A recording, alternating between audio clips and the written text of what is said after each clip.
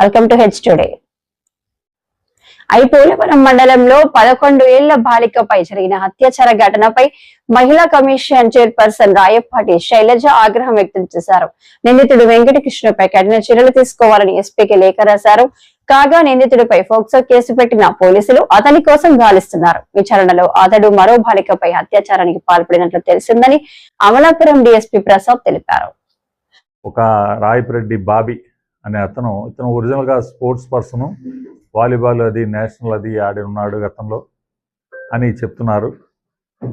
ఇతను విద్యార్థులకి గేమ్స్ అవి నేర్పిస్తూ ఉంటాడు, కొద్ది పెద్ద పిల్లలకి. అలాగా ఈ స్కూల్లో అంటే అఫీషియల్గా పీఈటీ ఏం కాదు ఇతను, కానీ ప్రైవేట్గా మాత్రం స్పోర్ట్స్ మన్గా ఉన్నాడు కాబట్టి కొంతమంది పిల్లలకి స్పోర్ట్స్ అవి ఆడిస్తుంటాడు స్కూల్ అయిపోయిన తర్వాత. అలాగే విద్యా కమిటీలో కూడా అతను కోఆప్షన్ మెంబర్గా ఉన్నాడు కాబట్టి స్కూల్కి సంబంధించి ఏదైనా స్కూల్కి కావాల్సిన ఫండింగ్ చేయడం కానీ, డెవలప్మెంటల్ యాక్టివిటీస్ కానీ అవి వాటిలో అతను పార్టిసిపేట్ చేస్తూ ఉంటాడు. అలా అతను తెలిసిన విషయమే.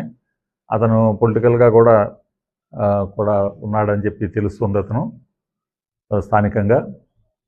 ఇతను ఈ విక్టిమ్ గర్ల్ ఎవరైతే ఉందో ఆమెకు బంధువే అవుతాడు. అతను దూరపు బంధువు అవుతాడు, మరి దగ్గర బంధువేం కాదు కానీ దూరపు బంధువు అవుతాడు.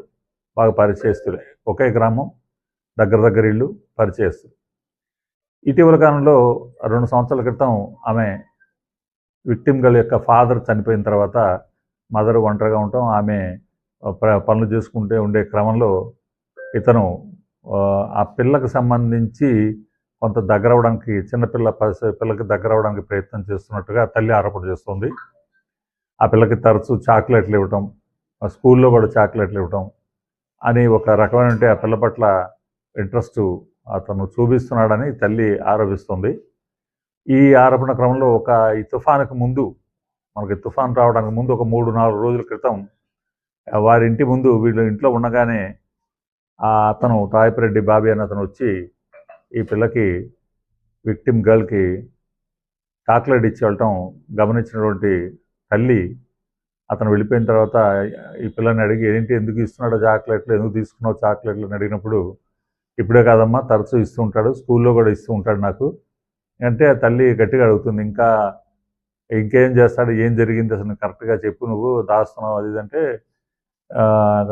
కొద్ది రోజుల క్రితం, అంటే ఆ అమ్మాయి ఎగ్జాక్ట్గా డేట్ టైము ఇంకా చెప్పలేదు, తల్లికి తెలియదు. కొంతకాలం క్రితం అతను మమ్మల్ని వాళ్ళ ఇంటికి తీసుకెళ్ళాడు, దగ్గరలో ఉన్న వాళ్ళ ఇంటికి తీసుకెళ్ళాడు. తర్వాత మరొక ఇల్లు ఉంది, అది వాళ్ళు లోపలికి కట్టుకున్న వాళ్ళు ఎక్కడ ఉండరు, వాళ్ళు ఎక్కడో హైదరాబాద్లో ఎక్కడ ఉంటారు. ప్రస్తుతానికి దాని కేర్ టేకింగ్ ఇతనే చేస్తున్నాడు. దాని తాళాలు కూడా ఇతని దగ్గరే ఉంటాయి. ఇతని ఇంట్లో ఒకసారి, వేరే పక్కన దగ్గరలో ఉన్నట్టు మరో ఇంట్లో ఒకసారి ఈ పిల్లని తీసుకువెళ్ళి, అలాగే వేరే అమ్మాయిని కూడా తీసుకెళ్లారని చెప్తుంది. అది మనం ఎవరన్నది మనకి వాళ్ళు ముందుకు రాలేదు. ఇంకొక అమ్మాయి కూడా ఉందని చెప్తున్నారు పాప. అది సెన్సిటివ్ మ్యాటర్ కాబట్టి మనం ఫర్దర్గా దాంట్లో వాళ్ళకి ఇంట్రెస్ట్ ఉంటుంది తప్ప అదర్ సైడ్ కంప్లైంట్ వేరే విక్టిమ్ ఎవరైనా ఉంటే కనుక వారు ముందుకు వస్తే ఖచ్చితంగా యాక్షన్ తీసుకోవడం జరుగుతుంది. రెండో ఇద్దరు పిల్లల్ని తీసుకుని ఆ లోపలికి వెళ్ళినట్టు, చాక్లెట్లు ఇచ్చినట్టు పిల్లలిద్దరికి అతని నుంచి కూడా, అలాగే వాళ్ళని ముద్దులు పెట్టినట్టు, బట్టలను ఊడదీసి వాళ్ళని మంచం మీద పడుకోబెట్టినట్టు, ఈ పిల్లలిద్దరి మీద కూడా ఫిజికల్గా మీద పడుకున్నట్టు, ఏదో కింద కూడా ఏదేదో చేశాడు అని చెప్పి అన్నట్టుగా ఆ విక్టిమ్ గర్ల్ తల్లికి చెప్పడం జరిగింది. సో ఈ లైంగికమైనటువంటి ఈ క్రిమినల్ యాక్టివిటీ ఏదైతే తల్లికి నోటీసులోకి వచ్చిందో, వెంటనే తల్లి తన తాలూకు కజిన్స్ని, తెలిసిన వాళ్ళకి ఇద్దరికి తెలియవచ్చి ఇలా జరిగింది, దారుణం జరిగింది కాబట్టి మేము కంప్లైంట్ ఇవ్వడానికే మేము సిద్ధంగా ఉన్నాము అని చెప్పి వాళ్ళు చెప్పడంతో వాళ్ళు వెంటనే ఈ విషయాన్ని మా ఎస్పీ గారి నోటీస్కి తీసుకెళ్లారు. ఎస్పీ గారి ఈ కేసుని ఇమ్మీడియట్గా కేసు రిజిస్టర్ చేయమని ఐపోలవరం పోలీసులకి తెలియపరిచి ఆ విక్టిమ్ గర్ల్ని, మదర్ని, వారిని ఇక్కడ పోలీస్ స్టేషన్కి పంపడం జరిగిందన్న రాత్రి. సో విక్టిమ్ గర్ల్ యొక్క మదర్ నుంచి మేము కంప్లైంట్ తీసుకుని రాత్రి ఎఫ్ఐఆర్ వేయటం జరిగింది.